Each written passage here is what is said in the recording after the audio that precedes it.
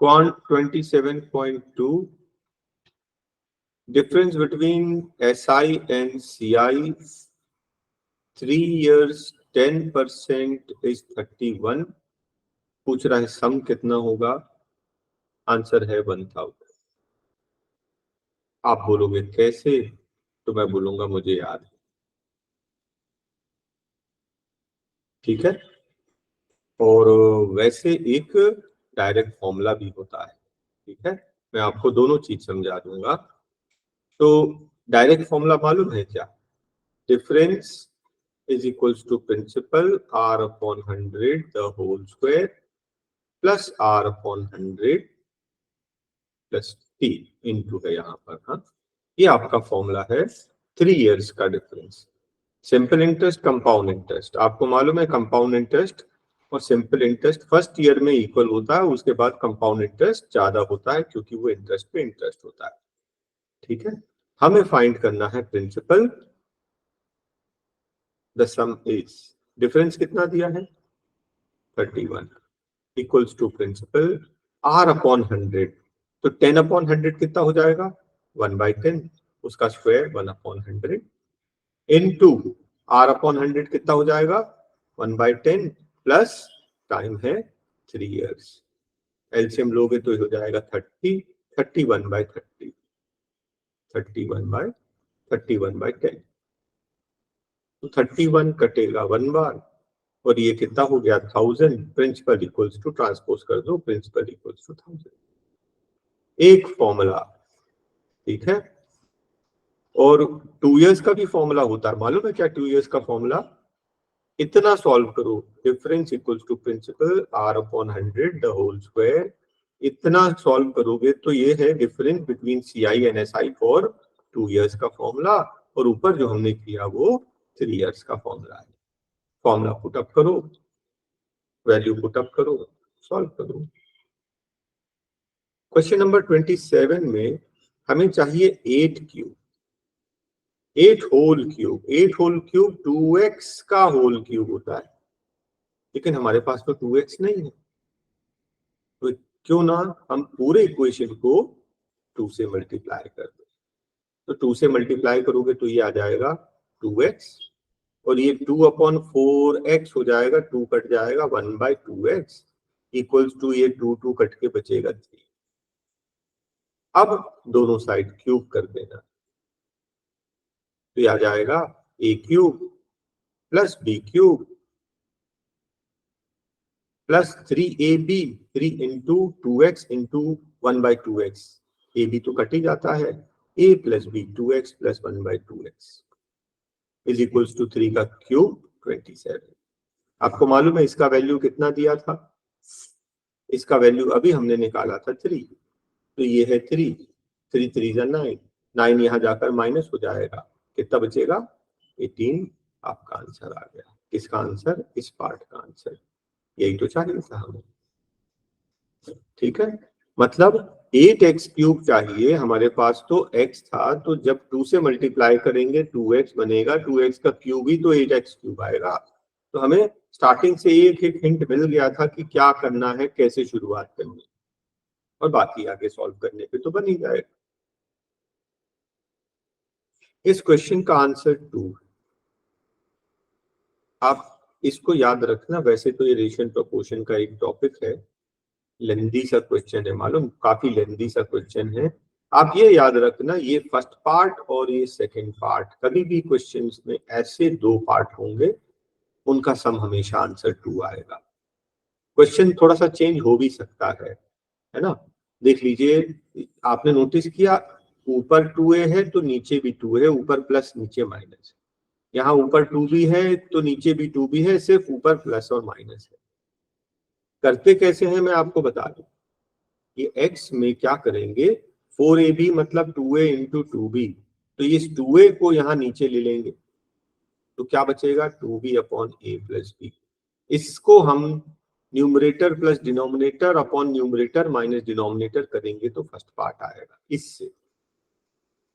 फिर 2b को नीचे लेने से x अपॉन 2b आता है 2a upon a plus b, इसको भी हम लोग numerator plus denominator upon numerator minus denominator करेंगे तो सेकंड पार्ट आएगा, उसको सॉल्व करोगे तो हमेशा कॉमन निकल के सब कट जाता, आंसर बचता है 2।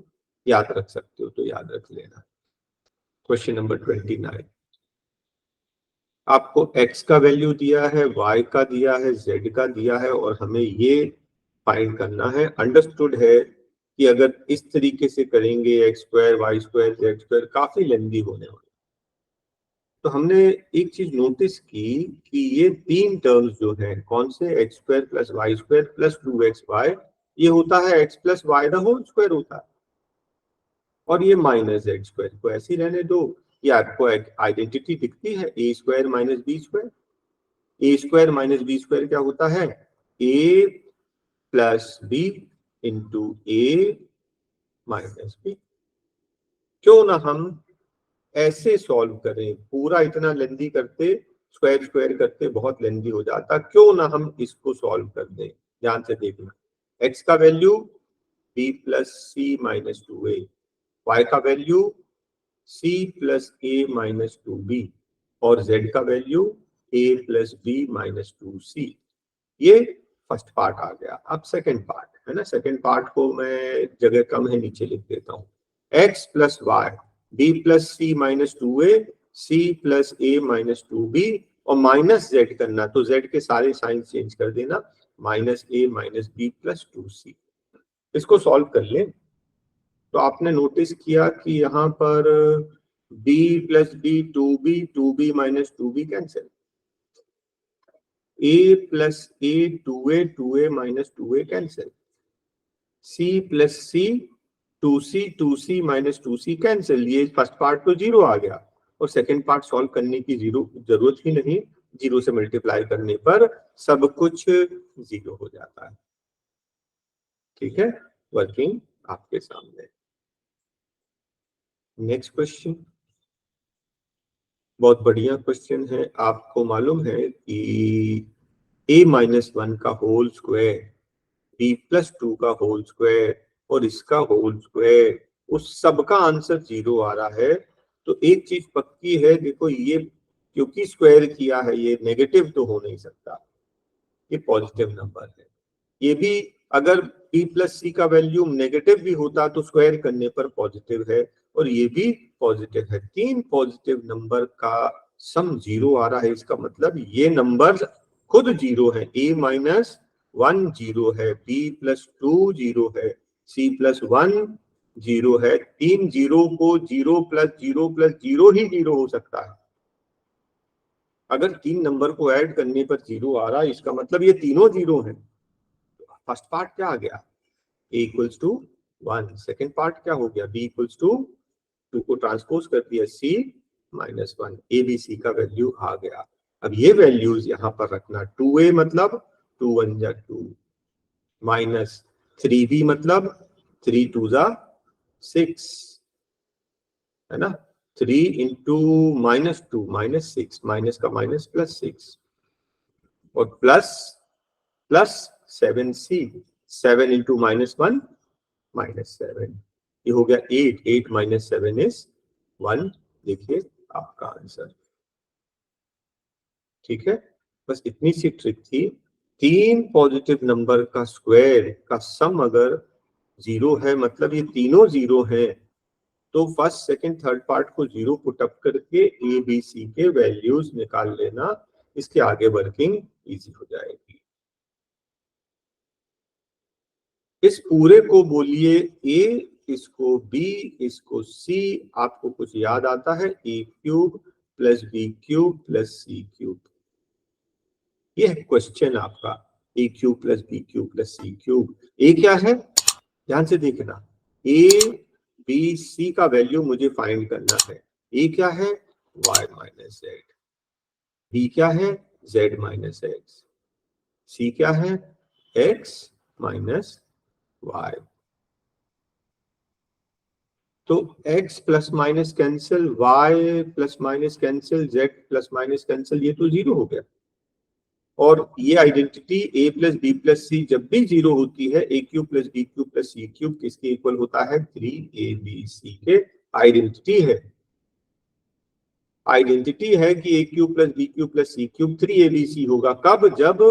जब a plus B plus C का वैल्यू 0 होगा। तो आ रहा है a plus B plus C का वैल्यू 0, तो इसका वैल्यू क्या हो जाएगा? 3abc। ये देखिए, ये 3 है, ये a देख लो, ये a, ये b, ये c, ये आपका आंसर आइडेंटिटी है। ठीक है, नेक्स्ट क्वेश्चन। एक पैरेललोग्राम है, AB is reduced to E, side AB एक पैरेललोग्राम है, ABCD, ABCD, उसने बोला AB को प्रोड्यूस करके E तक ले गए। ठीक है, in such a way that BE equals to AB, BE equals to AB, ये दोनों बराबर रखा है। ठीक है, फिर बोल रहा है DE, इसको अपन ने ज्वाइन किया। DE जो है वो BC को Q पर काटता है। ठीक है, वो पूछ रहा है Q BC को किस रेशियो में काटेगा? तो हमें आंसर पहले से समझ में आ रहा है, आंसर 1 है। क्यों 1 है? दिख ही रहा, ये दोनों पार्ट्स बराबर, तो ये दोनों पार्ट्स भी बराबर। अदरवाइज सिंपल ये है कि आप इन दोनों ट्रायंगल्स को कॉन्ग्रुएंट प्रूफ कर दें। देखो, ऑपोजिट साइड्स इक्वल होते हैं ना पैरेललोग्राम के, और ये इसके इक्वल था, तो ये फर्स्ट साइड इक्वल हो गया। ये क्योंकि पैरेलल है तो ऑल्टरनेट इंटीरियर एंगल्स इक्वल हो गए, वर्टिकली ऑपोजिट एंगल इक्वल हो गया। सीपीसीटी से ये दोनों ट्राइंगल्स कॉन्ग्रुएंट हो गए। जब भी ट्राइंगल्स कॉन्ग्रुएंट होते हैं उनके पार्ट्स इक्वल होते हैं, ये दोनों पार्ट्स बराबर है मतलब रेशियो 1:1। खत्म। In a chord, if a chord of radius 5 tangent to circle of radius, tangent हुआ सर्कल, ध्यान से देखना, फिगर बन गया ना तो क्वेश्चन बन गया। एक सर्कल है और एक अंदर भी सर्कल है, और एक जो कॉर्ड है, ये देखिए, ये कॉर्ड का नाम ए बी, ये टेंजेंट है इसके छोटे सर्कल पे, टेंजेंट है। छोटे सर्कल जिसका रेडियस 3 है उस पर टेंजेंट है। टेंजेंट मालूम है? ऐसी लाइन जो एक पॉइंट पे टच करे, मान लो ये एक्स पे टच कर रही। और बड़े वाली सर्कल का रेडियस बोला था 5, ये है 5। छोटे वाली सर्कल दोनों का सेंटर ओ, क्योंकि कॉन्सेंट्रिक सर्कल्स है, दोनों का सेंटर ओ। आपको मालूम है ये कि टेंजेंट हमेशा परपेंडिकुलर होता है to the radius. Pythagoras theorem से 3 5 का ये 4 आएगा। पाइथागोरस थ्योरम से अगर ये 4 आएगा तो ये पूरा ए भी क्या हो जाएगा? 4 2 जा 8। खत्म। बस सबसे बड़ी बात ये है कि ये फिगर आपको गिवन नहीं होगा। ठीक है, आपको प्रैक्टिस में ही आपको इतनी प्रैक्टिस करनी है कि क्वेश्चन देखकर समझ में आ जाए, हाँ इसका फिगर ऐसा रहेगा। फिगर बन गया तो सॉल्व भी हो जाएगा। देखिए, एक और इजी सा क्वेश्चन है। एक ट्राइंगल है एबीसी और ओ क्या है? इन सेंटर। ओ क्या है? इन सेंटर। इन सेंटर किससे बनता है? एंगल बाइसेक्टर से।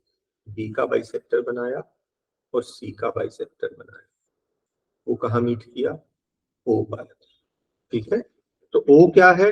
इन सेंटर। इन सेंटर मतलब एंगल बाइसेक्टर्स का सेंटर, और एंगल बाइसेक्टर जहां पे मीट करते हैं, इसको सेंटर लेकर सर्कल बनाएंगे तो अंदर अंदर सर्कल बन जाएगा, तीनों को साइड कर टच करता हुआ। फिलहाल हमें वो नहीं पूछा है। बोलता एंगल ए है 30 और हमें बीओसी निकालना है, तो बीओसी किसी को मालूम है? 90 प्लस a/2। खत्म, फॉर्मूला है, डन कर लीजिए। बस उसके लिए याद रखना ये एंगल का बाइसेक्टर होना चाहिए। दो एंगल के बाइसेक्टर्स जो एंगल बीच पर बनाएंगे वो कितना होगा?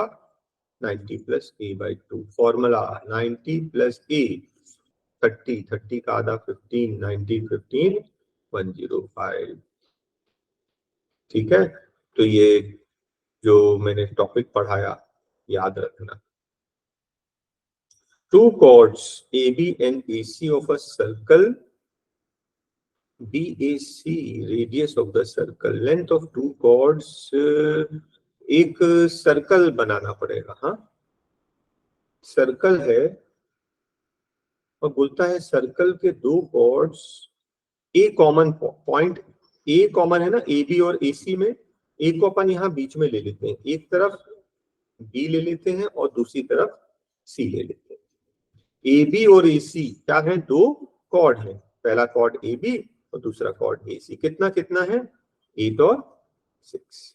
और बोलता है ये जो बी ए सी एंगल है 90 डिग्री। आपने कहीं पढ़ा है 90 डिग्रीज एंगल हमेशा सेमी सर्कल पर बनता है, सेमी सर्कल पे हमेशा 90 डिग्रीज बनता है, मतलब अगर 90 डिग्रीज बना तो ये सेमी सर्कल है, सेमी सर्कल मतलब ये आधा सर्कल है, ठीक है, मतलब ये बीसी आपका डायमीटर है।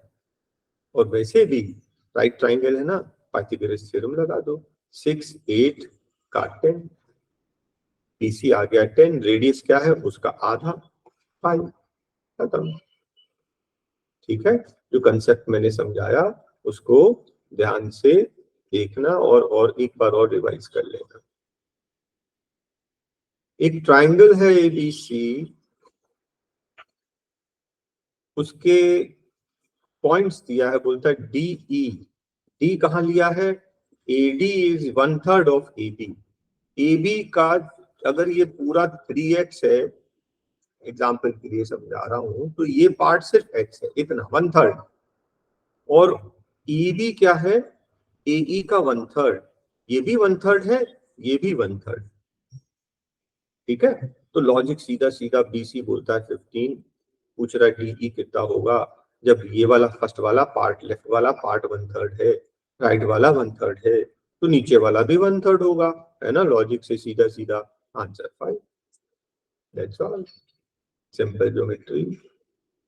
देखिए एक ट्रिग्नोमेट्री का क्वेश्चन है, ट्रिग्नोमेट्री तो कुछ खास इसमें लगेगी नहीं, देखते हैं। हाँ, a minus B whole square होता है a square plus B square minus 2ab, sec और कोसेक रेसिप्रोकल है, कट जाते हैं, cosec square plus sine square -2 आएगा, क्योंकि कोसेक और साइन रेसिप्रोकल होते हैं, ये दोनों के बीच में प्लस था, अब माइनस है, cot square plus tan square -2 आएगा, कॉट और टेन कट जाएंगे, ठीक है, A square plus B square -2ab। तो अब आप देखिए ध्यान से, इस ब्रैकेट को अपन खोल लें अगर, आपको मालूम है sign square plus cos square क्या होता है, 1, ठीक है, और बाकी तो सॉल्व नहीं हो रहा, इसको अपन ब्रैकेट को खोल दें अभी से, तो ये प्लस था, है ना, ये प्लस था, बाहर बन जाएगा माइनस, तो ये बन जाएगा माइनस, ये भी बन जाएगा माइनस, और ये बन जाएगा प्लस, इनके साइन चेंज मैं यहीं पर कर दे रहा हूं, तो ये फर्स्ट वाला बन जाएगा माइनस, सेकंड वाला बन जाएगा माइनस, और थर्ड बन जाएगा प्लस, तो 2 - 2 भी कट गया। आपको मालूम है sec x square minus tan square क्या होता है, 1 प्लस टेन स्क्वायर होता है सेक्स स्क्वायर, तो sec x square minus tan square होता है 1, sec x square minus tan square मिलाकर आएगा 1। आपको मालूम है कि cosec square minus cot square कितना होता है, cosec square minus cot square ये भी होता है 1, और -2 बचा, बाकी खत्म, 3 - 2 = 1, आपका आंसर, ठीक है। तो हमने आइडेंटिटी लगाई, ध्यान से देखना कौन कौन सी identity, first identity sine square plus cos square = 1, second identity 1 plus tan square = sec square, तो हमने क्या किया, टेन स्क्वायर को यहाँ ले लिया, तो sec x square minus tan square = 1 use किया, और cosec square minus cot square = 1 use किया। सबसे पहले a माइनस बी वाली आइडेंटिटी से ओपन किया, उसके बाद ये सब आइडेंटिटीज लगाकर सॉल्व कर दिया। नेक्स्ट क्वेश्चन 38, यह है 7 साइन स्क्वायर, इसको मैं 4 sign square plus 3 sine square लिख देता हूं, और ये है 3 कॉस स्क्वायर = 4। ये 3 में मैंने इसलिए तोड़ा ताकि ये दोनों जो हैं एक आइडेंटिटी बनते हैं, 4 साइन स्क्वायर को छोड़ दो, इसको 3 ले लो, 3 कॉमन, तो आएगा sign square plus cos square, और आपको पता है कि sign square plus cos square क्या होता है, 1, तो ये हो गया 3 1 जा 3, ये 3 वहां जाकर माइनस हो जाएगा, तो 4 में से 3 गया 1, 4 साइन स्क्वायर = 1, 4 को ट्रांसपोज करोगे अपॉन में 4 हो जाएगा, sine square equals to 1/4, sine equals to 1/2। किस एंगल के लिए 1/2 होता है? Sine 30 degree. ठीक है, हमें क्या पूछा है? tan थीटा, tan 30 का वैल्यू होता है 1/√3। आपका आंसर आ गया।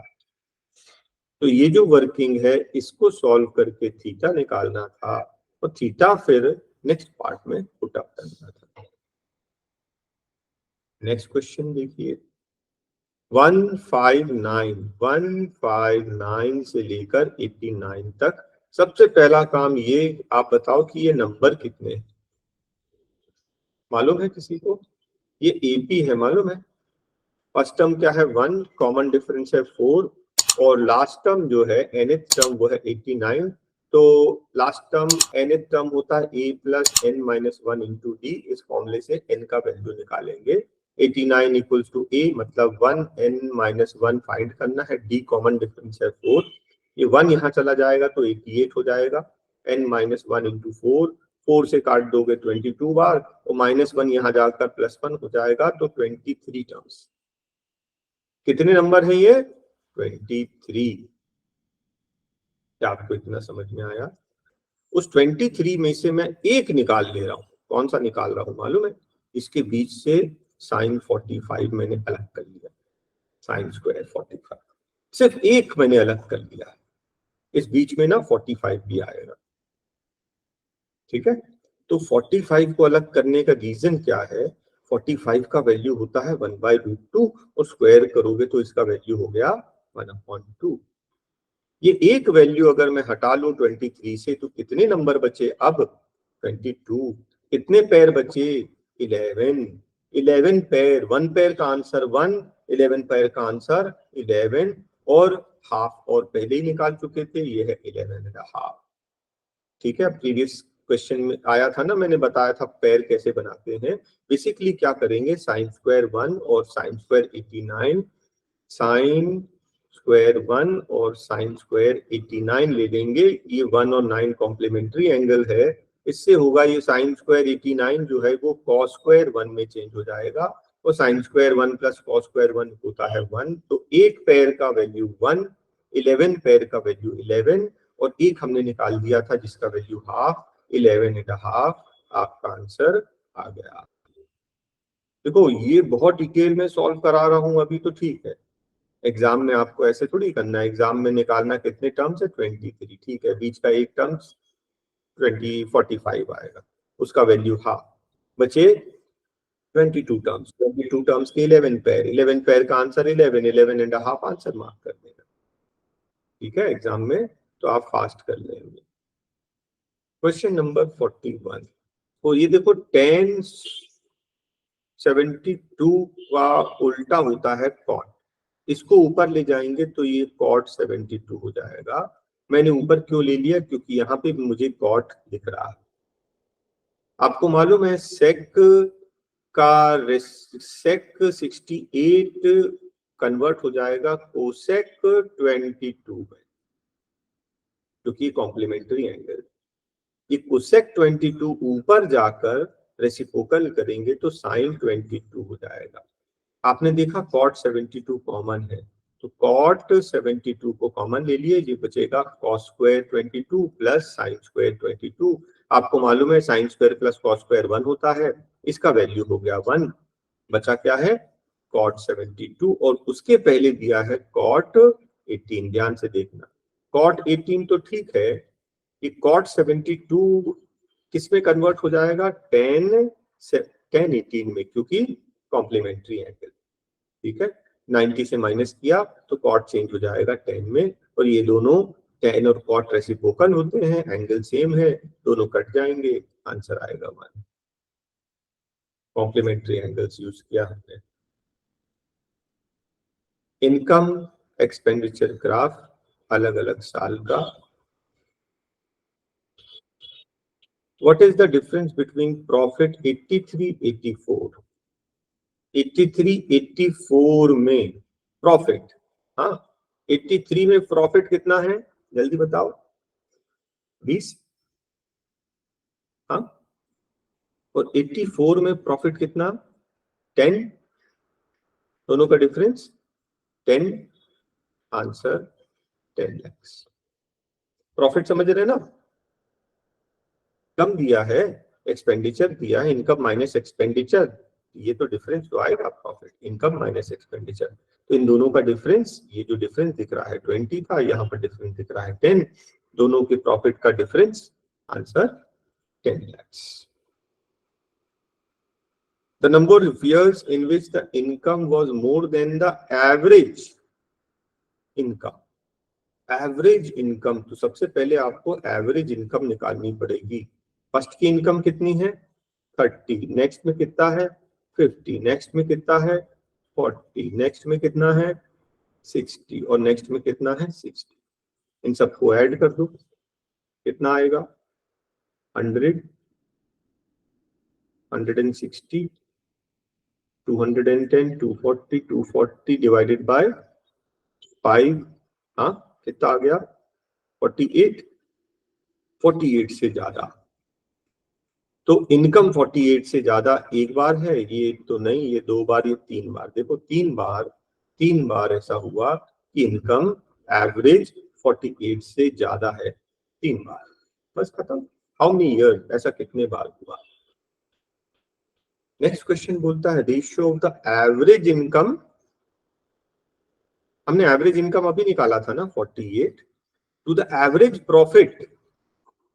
एवरेज प्रॉफिट भी निकालना, तो सबसे पहले सबका प्रॉफिट निकाल लें फिर एवरेज निकालें। तो फर्स्ट ईयर में प्रॉफिट कितना था, फर्स्ट ईयर का प्रॉफिट 10 है ना, 82, 83 का प्रॉफिट था 20, 84 का 10, यहाँ पर कितना है 20 दिख रहा है ना, और यहाँ पर कितना दिख रहा 30, हाँ कि कुछ कम ज्यादा ध्यान से नहीं देख रहे हम लोग, थोड़ा जल्दी जल्दी में कर रहे हैं। और यहाँ पर लाइन दी नहीं है, ये 60 का लाइन है, ये 40 का लाइन है, और ये 45 होगा, है ना। तो 82 में 10 है, 83 में कितना हो गया 20, फिर ये 10 है, फिर यहाँ पर कितना है, यहाँ पर है 20 और यहाँ पर है 25, कितना टोटल हो गया 30, 40, 50, 60, 70, 80, 85 और डिवाइडेड बाय 5 कितना 17, हाँ 17। देखो आंसर आ गया। इन दोनों का एवरेज इनकम 48 निकाला था, एवरेज प्रॉफिट 17 निकाला, दोनों का रेशियो बोला, रेशियो आ गया। आपके सामने कर रहा हूं, बस अलर्ट रहना है, जो बोल रहा है वो करना है। नेक्स्ट क्वेश्चन देखिए, प्रॉफिट इंक्रीज, प्रॉफिट कितना इंक्रीज हुआ, वो भी परसेंटेज, कितने परसेंट इंक्रीज हुआ 86 से 82 से 86, 82 और 86 का प्रॉफिट चाहिए, याद रखना। 82 का प्रॉफिट कितना था 10 ना, 82 का प्रॉफिट 10 था, और 86 का प्रॉफिट कितना है, कितना है ये 25, राइट। 80 इसका 10 था, इसका 25, वो पूछ रहा कितना इंक्रीज हुआ 15 इंक्रीज हुआ। किससे कंपेयर करना है 82 से, मतलब 10 से, 10 का 15 हो गया 150%, नहीं तो इंटू 100 करके देख लो, एक जीरो ये काट गया 150%। ओके, इंक्रीज बोल रहा था तो इंक्रीज निकाला, दोनों साल का फिगर उठाओ, उसने बोला इंक्रीज कितना है, माइनस करके इंक्रीज निकालो। परसेंटेज किससे निकालते हैं हमेशा, प्रीवियस से, 82 से डिवाइड करो, परसेंट चाहिए इंटू 100। नेक्स्ट क्वेश्चन बोलता है कि income exceeds, total income exceeds the total expenditure. Total income निकालना, टोटल एक्सपेंडिचर निकालना, दोनों को माइनस करना, आंसर आ जाएगा। नेक्स्ट क्वेश्चन पर चलते हैं। तो 6 कैंडिडेट्स हैं ABCD, उनने 6 टेस्ट दिए हैं, इस पर बेस्ड कुछ क्वेश्चंस हैं, तो क्वेश्चंस हम देखेंगे। Total marks of B and F together, B और F का टोटल किस टेस्ट में लीस्ट था। तो हमें सारे टेस्ट के एक एक करके निकालने पड़ेंगे, हाँ test number 2, 3, 4, B and F together, B and F together, और जो ऑप्शन से कर रहे हैं, हाँ ऑप्शन में सबसे बोलता है टेस्ट नंबर 2, टेस्ट नंबर 2 में B और F का टोटल कितना रहा है 128, टेस्ट नंबर 3 में B और F का टोटल कितना आ रहा है 68, देखो लीस्ट बोला है ना, यहाँ तो ज्यादा दिख रहा है तो ये तो लीस्ट हो नहीं सकता। 4 देखें, टेस्ट नंबर 4, इन दोनों का तो कम तो है, कितना हो गया 62 120 से कम 118 समझ लो, और टेस्ट नंबर 5 में ये 68 ये 59, टेस्ट नंबर 5 यही है ना, B और F 68 59 टोटल कितना हो गया, हाँ एक यहाँ दे दो 60 60 120 127 तो least total marks obtain bye B and F together, least तो 4 में आ रहा है ना, ये 60 और ये 58, 60 60 120 से कम 118, यही तो आ रहा आंसर। 5 में तो ज्यादा आ रहा है, 5 में तो 68 का, चलो 60 का 68 हो गया, 58 का 59, ये तो ज्यादा हो रहा, लीस्ट तो इसी में आएगा। हाँ आंसर थर्ड ऑप्शन, ऑप्शन से देखना पड़ेगा, यहाँ पे 128 है, इसमें तो ज्यादा है, छोड़ दो, इससे कम देखो, इससे कम, ये तो ज्यादा है, सबसे कम कौन सा हो गया, सबसे कम थर्ड ऑप्शन। और कोई गलती तो शायद हो नहीं रही कि पहले ही क्वेश्चन है, टेस्ट नंबर में हमने गलती कर दी है कोई, टेस्ट नंबर 1 2 3 4 डाटा में तो यही दिख रहा है ना, ये टेस्ट नंबर ABCD, ये स्टूडेंट्स ABCD और टेस्ट नंबर 1 2 3 4। चलिए और आगे क्वेश्चन देखते हैं और क्लियर हो जाएगा। Which candidate showed steady improvement? किस कैंडिडेट का इंप्रूवमेंट स्टेडी लगातार था, बराबर इंप्रूव हुआ, डी का मार्क्स देख लें, 59 से 60 हुआ, 62 हुआ, 63 65, देखो लगातार इंक्रीज हुआ इसका, तो ऑप्शन सारे ऑप्शन देखना, सीधा सीधा समझ में आ जाएगा। तो डी में इंप्रूवमेंट स्टेडी इंप्रूवमेंट, लगातार इंप्रूवमेंट, एक बार भी उसमें कम नहीं हुआ, ज्यादा ही हुआ। ठीक है, बोलता which candidate shows maximum percentage improvement test 6 compare to test 1, किस स्टूडेंट का मैक्सिमम इंप्रूवमेंट, अब आपको सारे निकालने पड़ेंगे A, E, D, C। ठीक है, तो हम एक काम करते हैं, दोनों फिगर उठाते हैं सबके, फिर कंपेयर कर लेंगे 6 to 1, 6 और 1 का, ए का बताओ 6 और 1, ए का 6 और 1 65 60, ए का कितना था 65/60, ई का नेक्स्ट है ई का कितना था, ई का कितना था 64/56, हाँ 64/60, हाँ 64/56, बी का कितना है 68/70, तो बी में तो इंप्रूवमेंट है ही नहीं, छोड़ दें। और सी का कितना है, सी का है 74/66, 74/66, 74/66। आप बताओ सबसे ज्यादा इंप्रूवमेंट किसमें हुआ, 60 पर 5 मार्क्स बढ़े हैं, यहाँ 56 पर 8 मार्क्स बढ़े हैं, यहाँ 66 पर 8 मार्क्स बढ़े हैं, सबसे ज्यादा इंप्रूवमेंट इसमें आया। देखिए मार्क्स नहीं चाहिए, बेसिकली क्या करना मालूम है, परसेंटेज निकालना है, मैं तो शॉर्टकट कर रहा हूँ, परसेंटेज कैलकुलेट कर लो सबके, सबसे ज्यादा परसेंटेज इसका आएगा।